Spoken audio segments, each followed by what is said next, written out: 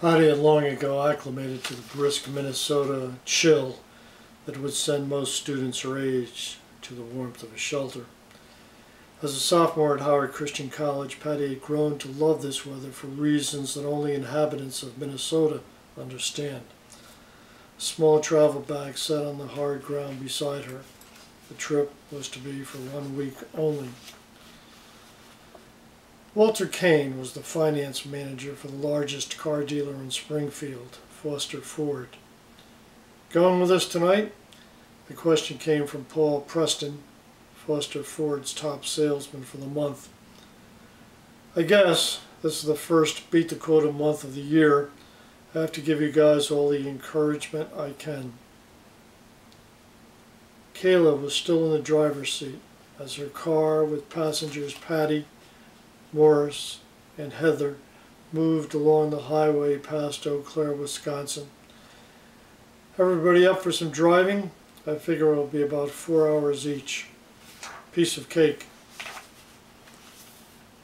Fridays was happening. Walter and Paul entered at the same time, 7 on the clock.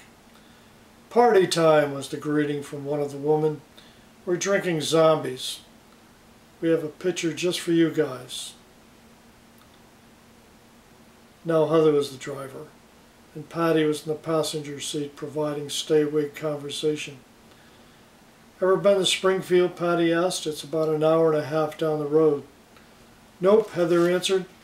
"Actually, I would love to visit sometime. I'm a bit of a Lincoln buff." Paul and Walter staggered out of the bar, hanging on to each other. The celebration had gone on for more than 3 hours. "There's the old company car, Wally," Paul said. "You gonna be able to drive all right, fella?" "Yeah, I'm fine. I might take a little nap before I hit the road."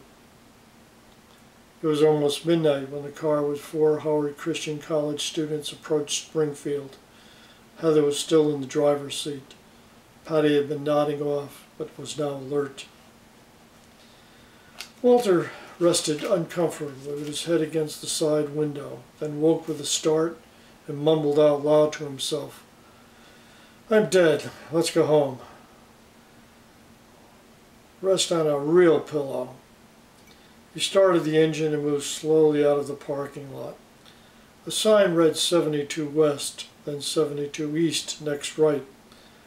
Why did I have to make this so complicated, he asked himself. There was no car in front or in back of him when he turned onto the exit, not the entrance, of Route 72, even though a bright red and white sign shouted, "Wrong way!" Within a few seconds, he was on the highway and increasing his speed up to and past the 65-mile-an-hour speed limit. By the time the students reached a slight curve on 5572, all 4 of them were awake, albeit drowsy. There was an audible gasp, a scream of "Look out!" a mumbled groan as all 4 of the students saw a car headed directly toward them, driving on the wrong side of the highway. In the other car, Walter's heart sank. In that instant, and not before then, he realized what he had done.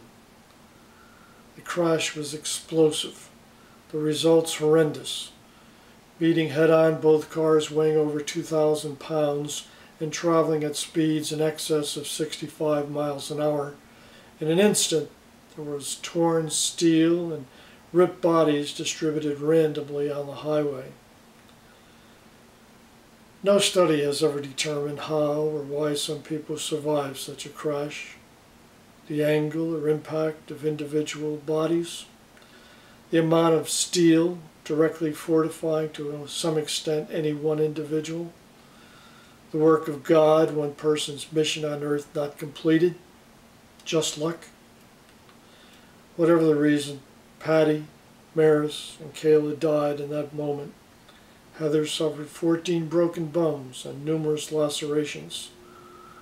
Walter broke his arm. That's all.